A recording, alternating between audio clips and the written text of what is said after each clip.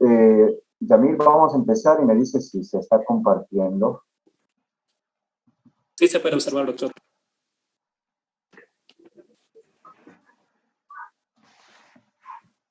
Sí, doctor. Bueno, ya no. ¿Se está compartiendo? No, No doctor. todavía. No, ahora no, doctor, pero no se ve la pantalla. Creo que ahora sí. Sí se ve, Sí. doctor. No. Vamos a hablar sobre el asma bronquial, ¿ya? Y si hay cualquier deficiencia, no duden en decirme algo, ¿no? O sea, alguna deficiencia técnica que puede pasar.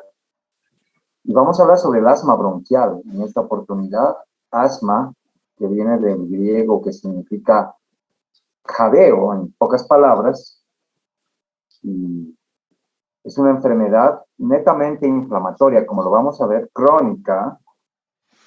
Obsérvese acá claramente la definición, porque de ahí parte muchas cosas que son sencillas de comprender en algo que la gente lo hace complejo. El asma es una enfermedad definida como inflamación crónica de las vías respiratorias, de varios millones de bronquios y bronquiolos que tenemos, suelen estar inflamados en su tapizaje interno, produciendo una enfermedad heterogénea. Y ya vamos a ver por qué heterogénea. Es una historia que se presenta con síntomas que son recurrentes de tos y disnea sibilante. Esto significa dificultad respiratoria que se acompaña con sibilancias, asociado o no a obstrucción o presión torácica. Estos síntomas son claves, ¿no? La tos crónica, la dificultad respiratoria y las sibilancias que pueden estar fluctuando en el tiempo, tanto en presencia como en intensidad, y que pueden mejorar en forma espontánea, como mencioné de la rinitis alérgica o con tratamiento broncodilatador. Una definición más clásica es esta, la que ustedes están viendo, y creo que acá está todo de asma, donde se habla de una enfermedad inflamatoria crónica de los bronquios, que sucede en quienes, en individuos genéticamente predispuestos, que se caracteriza por obstrucción al flujo aéreo variable, que mejora esta obstrucción espontáneamente o con tratamiento broncodilatador.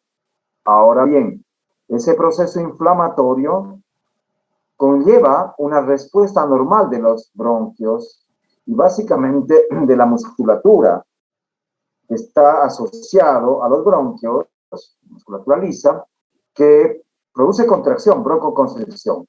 Este fenómeno de broncoconstricción produce reducción del calibre y generalmente este proceso se llama hiperreactividad bronquial. Por lo tanto, hablar de inflamación crónica va a predisponer a este fenómeno de broncoconstricción con disminución de la luz, que no es persistente, sino transitoria, pero puede ser persistente, fenómeno llamado hiperreactividad bronquial. El asma es una enfermedad crónica muy frecuente. Les mencioné que hasta el 15% y en algunas poblaciones más de las personas lo pueden tener y potencialmente grave, pero que se puede controlar muy bien, pero no curarla. Esto es importante mencionar. No se puede curar definitivamente un asma. Tiene una historia fluctuante de síntomas.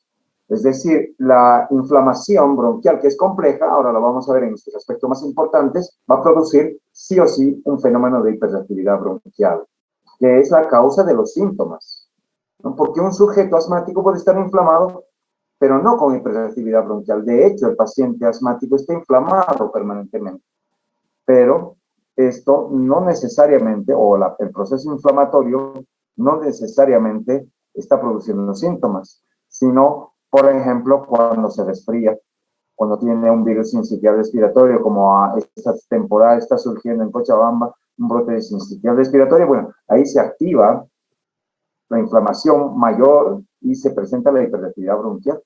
o la contaminación atmosférica que hablamos en la anterior clase. Esto generalmente está o se sucede en individuos atópicos. El asma en Latinoamérica, este es una diapo de la Asociación Latinoamericana de Tórax, pues es importante mencionarlo, ¿no? Es decir, depende de muchos países, es diferente en los años de presentación, es mucho más frecuente en los niños, casi 3 veces más que en los adultos.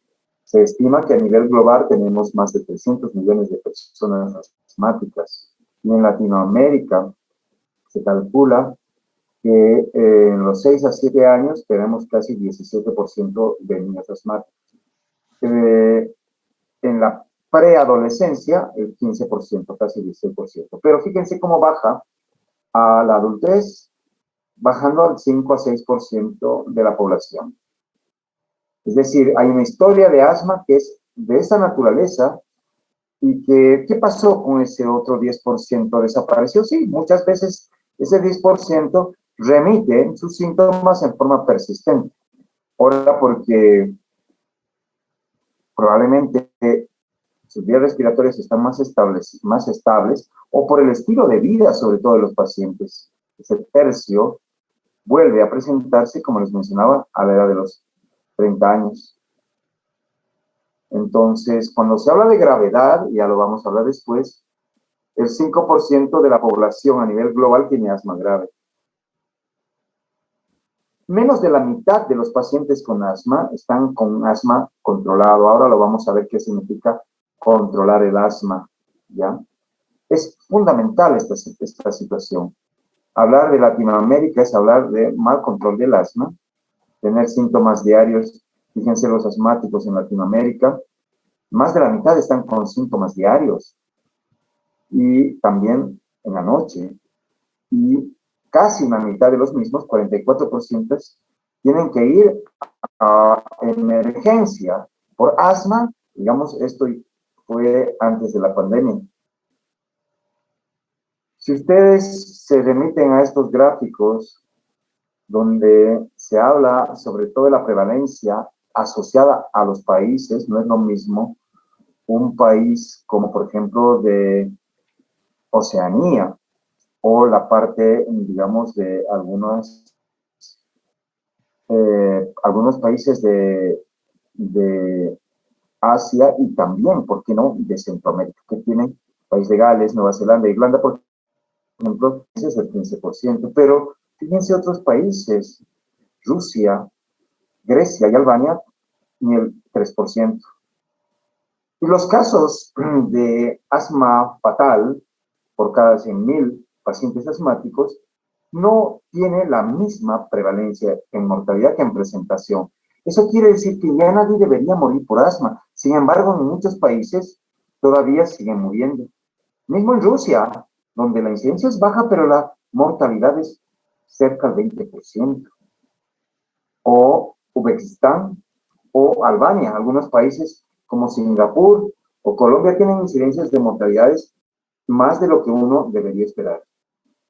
O sea, si nosotros nos trasladamos a las evidencias actuales en el tratamiento del asma, no debería haber una mortalidad más del 5%. Sin embargo, hay países que, debido a su conformación de estructura en salud, acceso de la población, por situaciones genéticas, raciales inclusive, se sabe que hay mayor mortalidad en algunos países que en otros.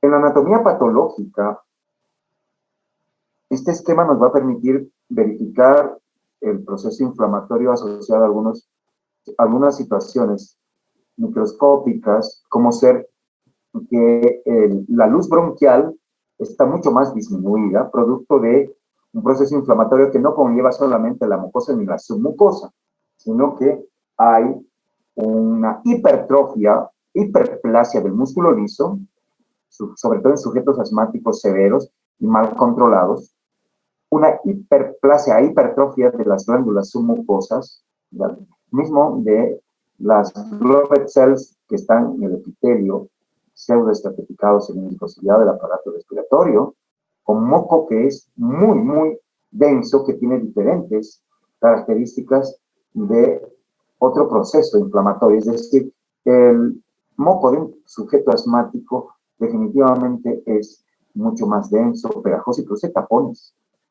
Tapones que cuando uno lo examina, en microscopio se encuentra con descamación del epitelio formado por espirales de Kurzmann, así se llaman, o productos de degradación del citoplasma eosinofílico, porque como van a ver después, hay una bronquitis eosinofílica.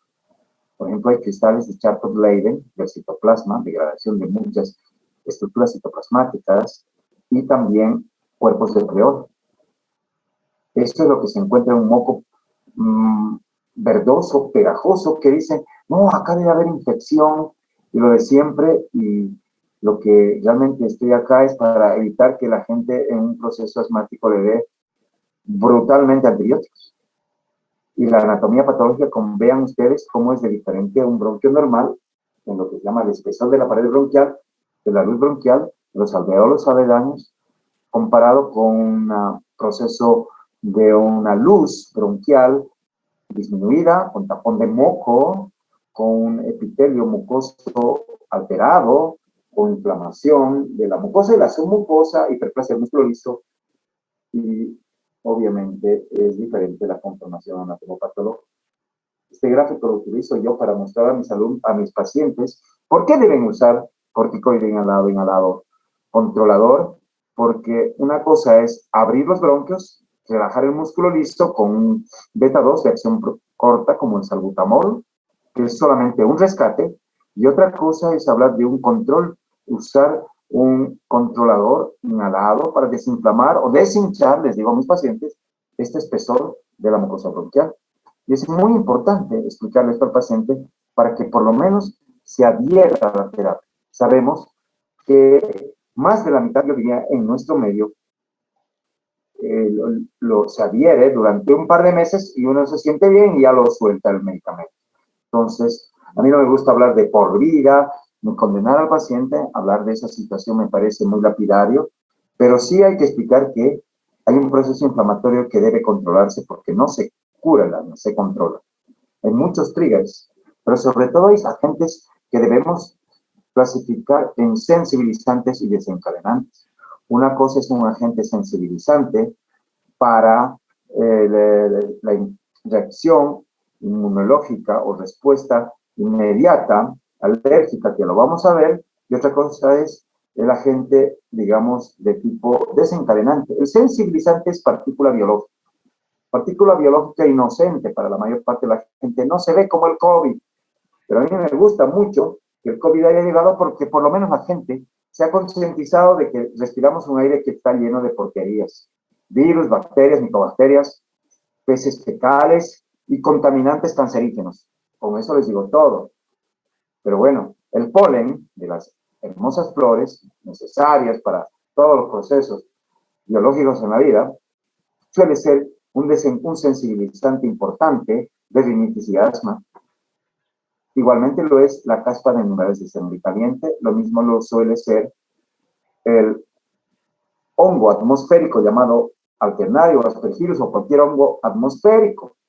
Entonces estamos hablando de ácaros, pólenes, caspa de animales de sangre caliente y hongos atmosféricos como partículas sensibilizantes y como agentes desencadenantes son todo lo que puede ser agente químico físico irritante, como puede ser hasta un fármaco, como un AINE, diclofenaco, mismo ibuprofeno, ácido acetil salicílico puede desencadenar una rinitis y o asma, una inhalación de humo de tabaco, smog.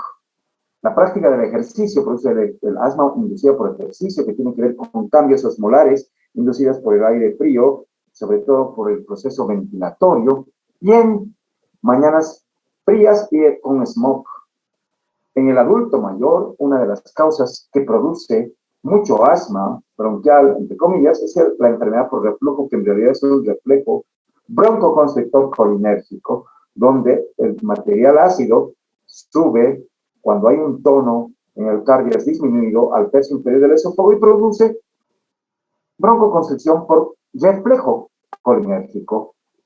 Bueno, eso se llama enfermedad por reflujo. Para complejizar un poco más el asma, estimados alumnos, podemos decir que el asma es una enfermedad que se presenta en sujetos sensibles, no solamente a estas sustancias, sino sensibles, me refiero al talante, más emocionales que el resto.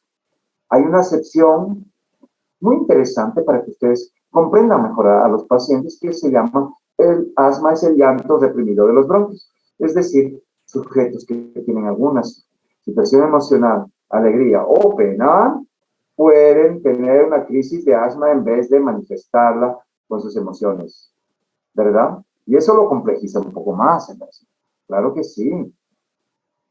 Aquí podemos ver partículas invisibles al ojo humano, pero visibles con este microscopio, ¿no?, amplificado, donde hay un ácaro en el polvo de la habitación, en el polvo de la pijama, que uno duerme, ¿no? Uno duerme con millones de estos bichitos, y bueno, no sabe por qué le da rinitis cuando entra al dormitorio, y es porque almacena esos peluches, cualquier cantidad de estos parásitos, o cuando te regalo un ramo de rosas o te gusta unas flores en tu habitación y bueno, ahí está el enemigo, el polen.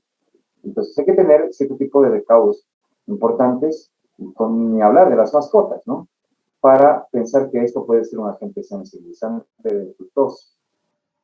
Cuando hablamos de la fisiopatología, tenemos que ver que hay sustancias y hay células. Sustancias o mediadores inflamatorios que lo podemos clasificar en este esquema entre células que van como inicialmente los mastocitos, los eosinófilos, entran también en juego las células linfocíticas, el linfocito TH2, sobre todo, la célula dendrítica, los macrófagos, en menor proporción los neutrófilos, pero entran en juego. Y estas células, ya van a ver ustedes cómo se activan, tienen efectores que son el epitelio de la vía respiratoria, que cuando es inflamado, muchas veces es sacado de raíz, es desfacelado, produciendo una activación de ciertas vías neurales, adrenérgicas, sobre todo colinérgicas, que producen broncoconstricción, el sistema no adrenérgico, no colinérgico, producido por neuropéptidos, y además hay la presencia de sustancias que van a vasodilatar, van a producir fuga plasmática, van a producir una matriz de la submucosa predispuesta a un fenómeno inflamatorio que de por sí va a llevar a broncoconstricción, a contracción del músculo liso, fenómeno conocido como hiperreactividad bronquial. Por lo tanto, hay células, hay mediadores y hay efectos. Las células son, ya les mencioné, todas las que habíamos hablado, ¿ya? Células inflamatorias, células estructurales, que definitivamente entran también y tienen su papel. Ahora lo vamos a mencionar como las células epiteliales, las células endoteliales capilares, fibroblastos. Aunque no crean en el asma, se presenta un fenómeno que se llama remodelación de la vía aérea, si es que no se desinflama, y ahí vienen ya procesos de asma crónico. Las sustancias mediadoras lo vamos a mencionar, y el efecto final, que además del proceso inflamatorio, exudación de plasma, secreción de moco, es el broncoespasmo. ¿Cómo se presenta todo esto en sujetos naturalmente hereditariamente atópicos? Que ya hemos hablado en la anterior clase de la marcha alérgica. Entonces hay factores genéticos como, por ejemplo, polimorfismos, cierto tipo de losis, polimorfismos en células, presencia de alelos HLA. Esto es factor hereditario. Estos, conjuntamente con estilos de vida, que lo vamos a mencionar, por ejemplo, factores ambientales, estilo de vida de las ciudades, como por ejemplo la teoría de la higiene, que se presenta en niños como han estado esta temporada, no totalmente guardaditos los bebés, y ahora están saliendo a los a las guarderías y a los kinders y se están, pues, como debería de ser, se están enfermando por innumerable cantidad de virosis y también están aumentando también la probabilidad de que se les vacune. De hecho, esta es una de las causas de la digamos, del desbalance de TH1, TH2, estimulación, donde ya no hay tantas infecciones virales, producto de lo que estamos preveyendo el COVID, pero aparecen entonces situaciones que van a hacer que haya un desbalance de los linfocitos TH2 que van a producir mayor tendencia a los procesos alérgicos, como son la marcha alérgica que les he mencionado, desde el eczema, alergias alimentarias, rinitis, asma y rinitis, quiero decir. Y hay triggers, hay desencadenantes, una virosis, exposiciones a animales, gatos, alfombras, humo del tabaco, químicos, ni hablar de los químicos que hemos estado usando, ¿no? Amonio cuaternario, etcétera, y la contaminación atmosférica van a ser los famosos triggers de las crisis. Entonces, en el proceso asmático suele haber una fase temprana, mecanismo inmunológico, y una fase tardía. La fase temprana es lo que habíamos hablado, pero antes de esto, voy a explicar un poco más esto de la desbalance de la inmunidad TH1, TH2, o protectiva, TH1, o inflamatoria, ¿no? TH2. Entonces, la inmunidad protectiva se presenta estimulando, digamos, en niños del campo, donde son innumerables, varios hermanitos que se van infectando, ya sea con bacterias o virus, y produciendo estímulo para que sean estimulado el TH1 en el área rural, menciono todo esto, no hay muchas vacunas, ¿no? Y eso favorece. Todo lo contrario, el efecto o el estilo de vida americano, ¿no? Urbano, la dieta, la implementación de suplementos de leche maternizada y otros suplementos antes del año de edad estimulan el desbalance hacia TH2, ¿no? Entonces, esto es importante tenerlo en cuenta y esto forma parte de la teoría de Lequien de por qué la incidencia de los niños asmáticos tal vez suele ser mayor en los primeros años de vida. ¿Qué es lo que pasa entonces? Sucede que hay esto que viene ligado a interleuquinas, TH1, interleuquina 12, TH2, interleuquina 4. Una es, digamos, defensiva y la otra es, digamos, inflamatoria.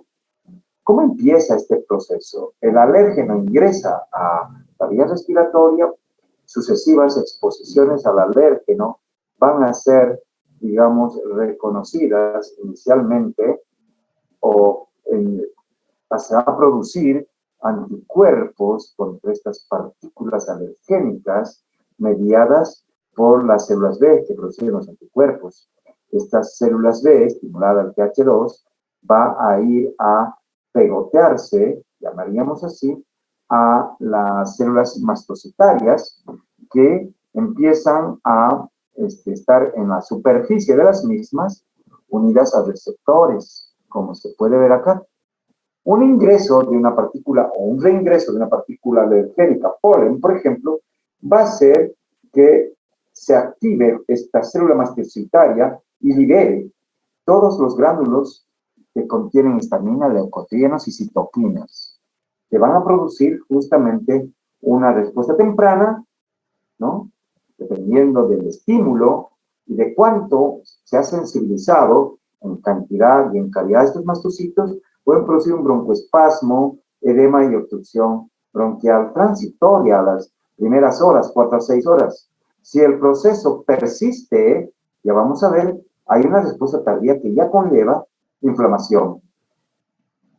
Entonces, acá el proceso de inmunidad tardía tendría que ver con que esta interleuquina 4, además de estimular la mastocitos, también se estimulan los linfocitos TH2 simultáneamente, los cuales producen sustancias que van a producir eosinofilopoiesis aumentada, una producción de los eosinófilos por parte de la médula ósea, a partir de la interleuquina 5, por si acaso.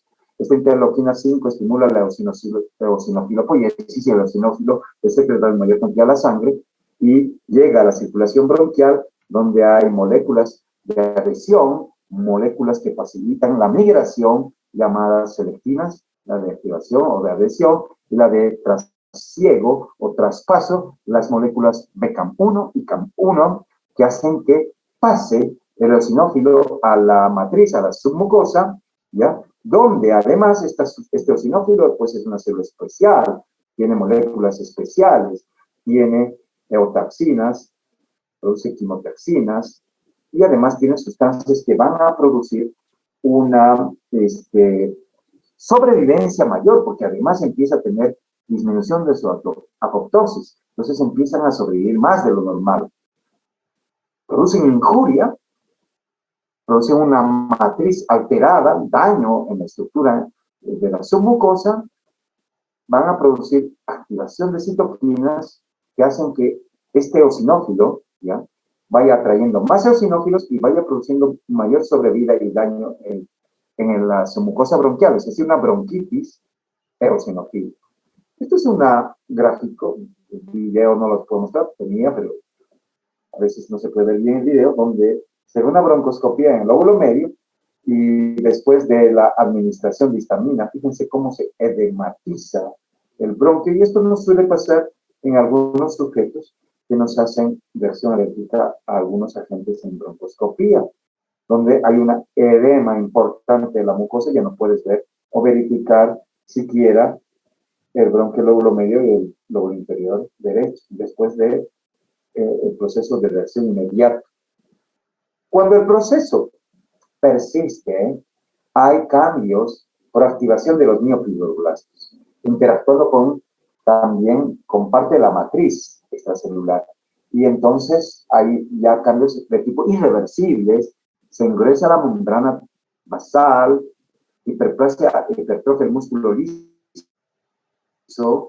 hiperplasia hipertroformes de las glándulas submucosas, la matriz extracelular ya tiene cambios irreversibles y hay nueva formación de vasos, llamado angiogénesis. Por ejemplo, podemos ver en este gráfico cómo un sujeto sin asma tiene esta conformación de la estructura microscópica normal del epitelio intacto, sin alteraciones en la membrana basal. Sin embargo, en un asmático, inclusive leve, hay hiperplasia de las células caliciformes, hay engrosamiento de la membrana basal de este epitelio, por este tricrómico de Mason se puede ver, hay depósito de colágeno también en este tricrómico de Mason, hay muchas células y hay hiperplasia del músculo liso. Entonces, se podría decir que esto es un continuum de inflamación aguda, se vuelve crónica, donde hay reclutamiento de células, y ya va a haber esta formación de proceso inflamatorio crónico, fenómenos de remodelación bronquial, proliferación de células, incremento de la matriz extracelular, que van a ser los cambios de tipo irreversible. Esto está documentado por microscopías o ultramicroscopías, microscopías electrónicas, donde se puede ver que las láminas reticulares de la membrana basal ha aumentado y es irreversible, o hay hiperplasia del músculo liso, pacientes con asma de difícil control, y este proceso de activación camino hacia esta remodelación se presenta por interacción justamente de la unidad que se llama epitelial mesenquimática. O sea, interacción entre los miofibroblastos, ¿ya?, y la formación de justamente colágeno tipo 1, ¿no?, que es producida justamente por los linfocitos y por esta matriz alterada producida por los linfocitos, sobre todo por el daño que han producido los eosinófilos. Para colmo de males, hay un control neural de la vía aérea que tiene que ver un balance entre parasimpático y simpático. Ojalá sea simpático, que mantiene un tono bronquial más o menos tendiente a estar en las vías aéreas dilatadas, pero cuando el parasimpático está aumentado y hay una activación del sistema no adrenérgico, no colinérgico, que tiene que ver con neuropéptidos que están incrementados, favorece un tono bronquial aumentado con tendencia al asma nocturno. Esto también es facilitado por el proceso inflamatorio. ¿Y cómo se manifiesta el asma? Aquí me mencionan que en 10 minutos se va a cortar, entonces volveríamos para el resto de clase a conectarnos en el mismo link que nos pase el organizador Yamil. Se presenta por episodios recurrentes de sibilancias, alteración del día y de la noche, sueño alterado por falta de aire. Cuando empiezas a correr, a jugar, a correr, a hacer ejercicios, a los 5 a 10 minutos de empezar una carrera, empieza a faltarte el aire, piensas que ya no sirves para esto y dejas el ejercicio, yo no sirvo para esto. Y no, lo que pasa es que tienes un fenómeno de asma inducido por ejercicio, cambios osmolares en la mucosa que se presentan vasodilatación para calentar un poco el aire que está entrando frío. Hay fenómenos de broncoconstricción y una vez que dejas de hacer el ejercicio, generalmente a los 10 o 15 minutos se vuelve a normalizar el proceso de fuga capilar, edema de la submucosa y también broncoconstricción, y después puedes jugar o puedes hacer la actividad física que estabas haciendo. Este es el fenómeno llamado asma inducido por ejercicio. Pero también se puede presentar en sujetos que ya tienen un proceso inflamatorio per se en la vía respiratoria. ¿Cómo se manifiesta? Con tos crónica. No necesariamente asociado a sibilantes. Puede o no puede haber, ojo, hay un asma que se llama asma light que no tiene sibilancias, porque es fácil diagnosticar cuando hay sibilancias. O opresión torácica, ¿no? Después de aeroalérgenos o contaminantes. Resfríos, entre comillas, es una cosa interesante este tip, porque antes de la pandemia, cualquier proceso viral que se presentaba en un sujeto asmático hacía de que el sujeto asmático, que debería tener ya ausencia de síntomas después de 7 a 10 días, persistan los síntomas con lo que decía el paciente. Son resfríos que me toman el pecho, doctor. Nada, era nada más que un proceso de asma favorecido por el virus. Entonces tenemos historia clínica, después de los resfríos o después de exposición, hay que hacer siempre la historia clínica a, digamos, pintaron tu casa y bueno, apareció un nuevo perfume o trajiste una mascota y eso hay que hacer la temporalidad con factores desencadenantes. Examen físico, la fases alérgica, la asociación de rinitis alérgica, puede o no puede haber sibilancias del examen físico de un sujeto asmático, no siempre están las sibilancias y el médico cae en el error de decir no tienes nada. No, cuando tienes la historia y el patrón de síntomas y tienes fases alérgicas y o rinitis asociada, hazle una prueba de función pulmonar, hazle una espirometría que vamos a hablar después y después se hará la medición del estado alérgico e identificación de los factores desencadenantes. Entonces, siempre clínica, otra cosa es la crisis, que lo hablaremos después, y los exámenes complementarios, que siempre hay que hacer espirometrías. ¿Se puede hacer una placa de tórax? Sí. ¿Y cómo va a salir la placa de tórax en un sujeto asmático? Normal. Hay un aforismo del doctor Jackson que me encanta, lo repito, lo he añadido algo a mí que es mío ya. No todo lo que silba es asma, dice el doctor Jackson. O sea, hay causas, diagnósticos diferenciales de las sibilancias. Pero yo le puse ahí, no todo asma silba, porque en situación estable tú puedes tener un asmático sin sibilancias en el consultorio. La espirometría es clave. Acá se puede ver la curva volumen-tiempo y flujo-volumen con curvas normales en verde, tanto en la volumen-tiempo, donde el volumen expirado en el primer segundo de los 6, 10 segundos que puede expulsar el paciente el aire, que es la capacidad vital, medida acá arriba, en el primer segundo suele tener un valor, digamos, para el teórico predictivo de un individuo del 80%.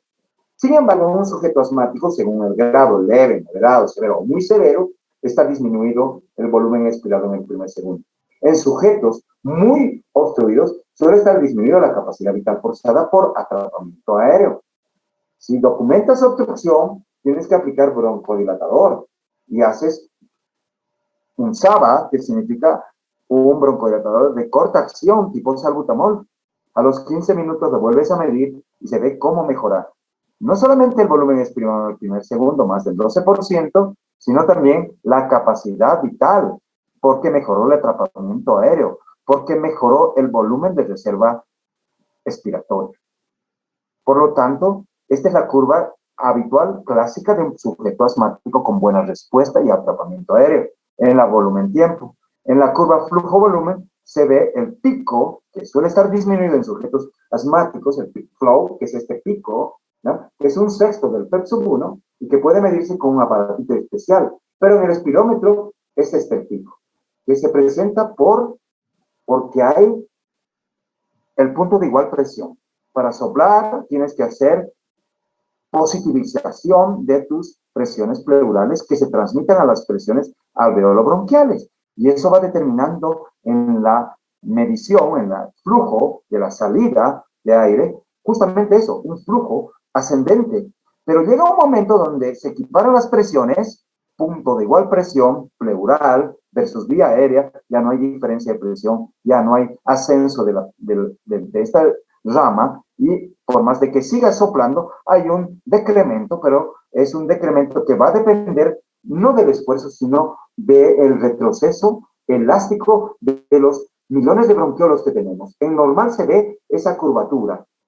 Ese es el asa expiratoria. En el asa inspiratoria se ve una semicircunferencia donde no hay ninguna diferencia de presión, por eso es un semicírculo. En sujetos obstructivos se ve el declinio o la caída del, como se ve en este rojo, sobre todo de la pequeña vía aérea inicialmente, pero después, mientras más obstrucción hay, se va cayendo el peak flow y va cayendo severamente esta asa esfuerzo independiente, y cuando le aplicas broncodilatador se ve, solamente viendo la morfología, una respuesta importante. Y acá se puede ver en azul que mejora. Y si tú lo traspolas a valores, eso se da más del 12%. Y como les dije, no solamente en el volumen expirado en el primer segundo, sino también en la capacidad vital, siempre y cuando haya atrapamiento aéreo. La pequeña vía aérea, después hablaríamos, pero es un flujo dependiente del 25 y 75% de la capacidad vital. Tenemos esta curva verde y de acá le saco el 25% de esto y el 75% de esto trazo una línea media. Es un mesoflujo que desprecia el 25% inicial, que puede ser variable, y el 75% final, que también es variable. Este flujo entre el 25 y 75% de la capacidad vital es extrapolado y se considera que es un mesoflujo que corresponde a la pequeña vía aérea bronquiolar de los bronquios sin cartílago, que son millones, ¿ya? Y que es lo primero que se altera en el asma y lo último que mejora en el asma. Esto está disminuido por debajo del 60% de valores teóricos de cada sujeto de acuerdo a su peso, talla, sexo, edad que tiene el individuo, inclusive raza. Y eso hay que ponerlo en el espirómetro. Y se calcula ya con valores teóricos predictivos para ese sujeto. Ojo, una espirometría normal en fase estable no descarta en absoluto asma bronquial. Y el peak flow le tienes que dar a un niño que sospechas o a un adulto asma y que la espirometría es normal y no quiere adherirse a la terapia. Entonces le dices, toma este pico flujo, cómpratelo, cuestan 200 bolivianos, un poco más tal vez, y haz la medición, es muy fácil de hacerla, y me traes una lista del pico flujo máximo obtenido en esas 2 semanas.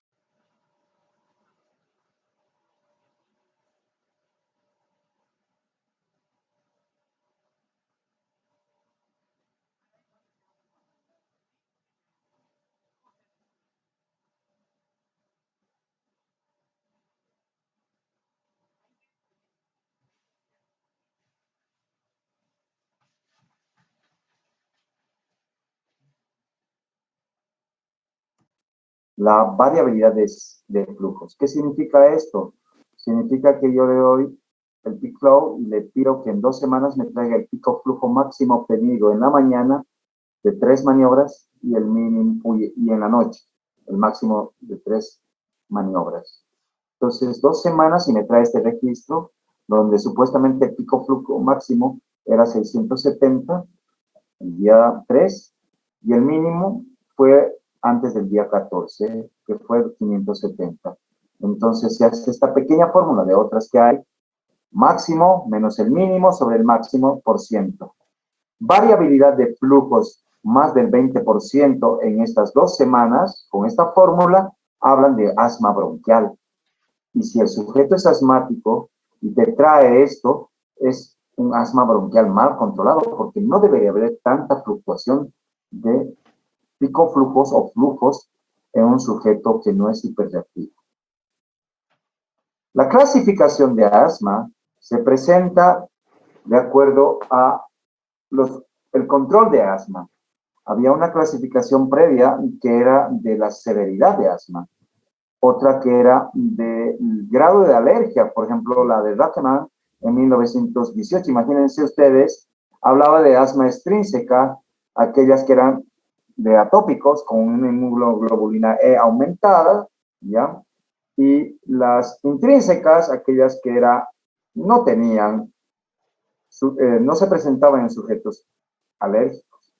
Este es un pequeño gráfico que ya está publicado y lo han visto ustedes en el Atlas Netter, donde se presentaba, y esto es lo clásico, ¿no? El asma alérgico de un niño atópico, con la marcha alérgica, con historia familiar de asma, con agentes desencadenantes, sensibilizantes y desencadenantes casi conocidos por la madre, ¿no es así?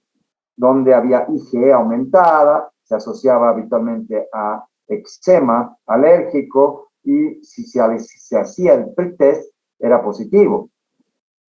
El intrínseco, que tenía peor pronóstico, se presentaba en adultos que no tenían historia de asma en la infancia, no tenían agentes sensibilizantes, IgE normal, y los ataques eran más severos. Los prick tests eran normales y casi siempre esto era debido a otro tipo de estímulos como infecciones, medicamentos o estilo de vida del individuo. Pero esta es una clasificación que ha quedado un poquito clásica, pero no se utiliza. También no se utilizan mucho los patrones de asma inducida por ejercicio, asma y embarazo. Son situaciones especiales que hay que contemplarlo, pero no entran dentro lo que significa la clasificación de asma. La severidad de asma se valora de acuerdo a las intensidades de síntomas de día y de noche y de acuerdo a los parámetros medidos de volumen expirado en el primer, segundo peak flow. Entonces, nosotros podíamos ver en la base de esto como asma intermitente o asma persistente, basada en intermitente en la intensidad de síntomas que eran menos de 2 veces al mes, donde la variabilidad de flujos era menos del 20%, su PEP sub 1 era siempre normal, más del 80%, tenían ataques leves, ¿no? En la mayor parte estaban asintomáticos y eran menos de 1 vez por semana. De acuerdo a la intensidad de síntomas de día y de noche y a la obstrucción, que podría ser leve si la obstrucción era más del 80%, la variabilidad entre 20 y 30%, persistente si era del 60-80% el PEP sub 1 y la variabilidad más del 30%, y severo persistente si el PEP sub 1 o el pico flujo estaba por debajo del 60% de valores teóricos, más del 30%, se hablaba de una clasificación de asma severo persistente, intermitente o leve persistente, que de hecho se la sigue usando para inicio de una clasificación de acuerdo a estos síntomas cuando uno conoce al paciente. Pero una vez que uno ha hecho el diagnóstico del paciente en el seguimiento, porque es una enfermedad que se debe controlar, se utiliza esta clasificación, que es la clasificación que sigue vigente desde hace más de 15 años, que es la de niveles de control del asma. Tenemos asma controlado si los síntomas de día, de noche, al realizar examen o ejercicio físico, es normal. Y prácticamente utiliza muy pocas veces el salbutamol, ¿ya?, para mitigar los síntomas. Y su función pulmonar está normal. Por el otro extremo, en rojo, ven el asma mal controlado. donde tiene más de 3 ítems que se presentan a la semana y tienen visitas al hospital por crisis, a veces una vez por semana, y que tienen una limitación al realizar actividades físicas. Casi el 80% de los sujetos asmáticos en Latinoamérica, y por qué no decir en el mundo, se encuentran en el rango amarillo, es decir, son asmáticos parcialmente controlados, donde tienen en el día, en la evaluación, por semana, por 2 veces a la semana, los síntomas de noche están presentes. La necesidad de usar salbutamol es 2 o más veces por semana. No pueden realizar actividad física. Su peak flow o su PEP-1 está por debajo del 80% y se exacerban más de una vez al año. Por lo tanto, el control clínico del asma es fundamental en el seguimiento a los pacientes para ver que, digamos, que está bien controlado cuando tenga pocos síntomas, que incluyen no solamente el reposo, sino la actividad física, por si acaso.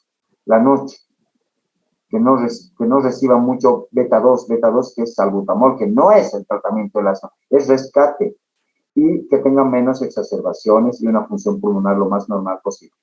Este es un gráfico del llamado Asthma Control Test, que está en inglés, pero que es 5 preguntas que se hacen a los pacientes cuando se los va conociendo y se los va controlando cada mes.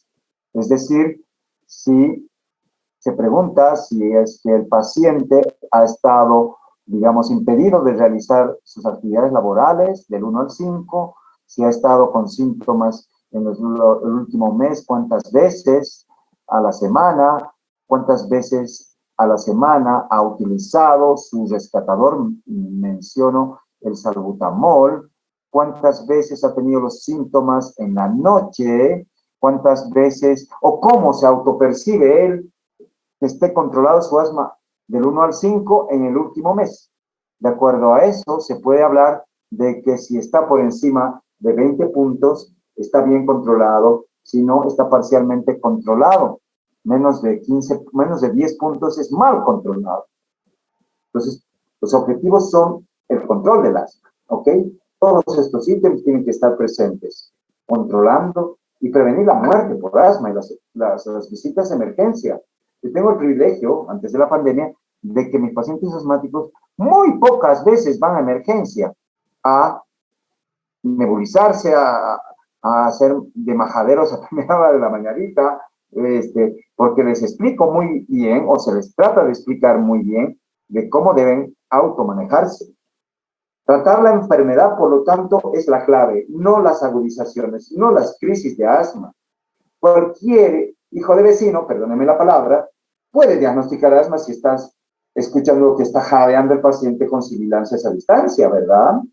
Pero no todos pueden diagnosticar un asma que solamente presenta tos, por ejemplo.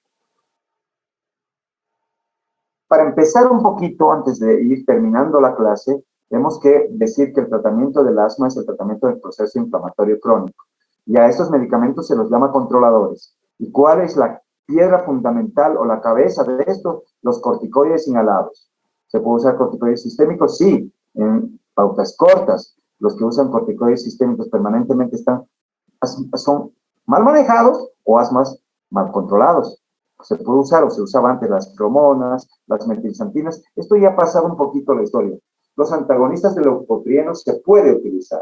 Acá podemos ver cuáles son los corticoides inhalados que están dispuestos en el mercado. En nuestro medio tenemos budesonide, beclometasona y fluticasona. Mometasona solamente tenemos para la rinitis alérgica. Y se pueden clasificar de acuerdo a dosis baja, media o alta, según el número de puff o puff que se administren por día. Si yo tengo una presentación, por ejemplo, de fluticasona, que tiene por cada puff, ¿ya? 125 microgramos, ¿ya? Veré que hasta 250 al día es leve. Si yo aplico más de 500 microgramos de fluticasona al día, ya son dosis media. Y si es alta, estoy usando habitualmente hasta 500 o 1000 microgramos. Estoy usando dosis muy altas. Las presentaciones de 250 por cada puff de fluticasona Si yo utilizo 2 puffs cada 12 horas, estoy llegando al tope, estoy llegando a la dosis alta. Y si no utilizo aerocámaras y enjuague de la boca, podría tener el sinsabor, sobre todo en niños, de que se absorban por vía digestiva, ¿ya? Y que por circulación enterohepática pueda tener efectos mínimos, pero puede haber efectos mínimos corticoides o de los corticoides sistémicos. Pero esto es en casos muy eventuales. La mayor parte, si uno utiliza aerocámaras, si uno utiliza enjuague de la boca después del uso y corrige a sus pacientes la forma de uso, pues no tienes efectos sistémicos de los corticoides inhalados. Y los rescatadores son los de rescate, los que usas en caso de crisis en el hospital y te haces el buen médico. Es decir, me refiero al salbutamol. ¿No? Salbutamol o terbutalina, que puede ser en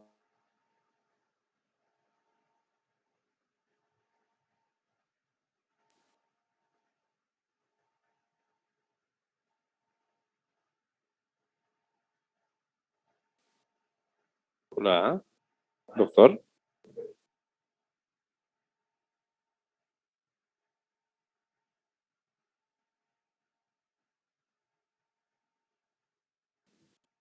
Chicos.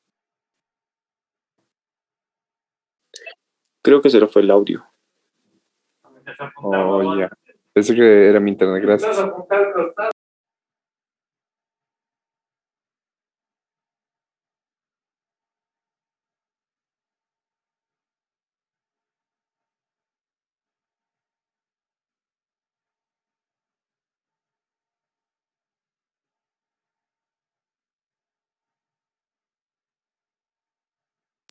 ¿Se salió el doc?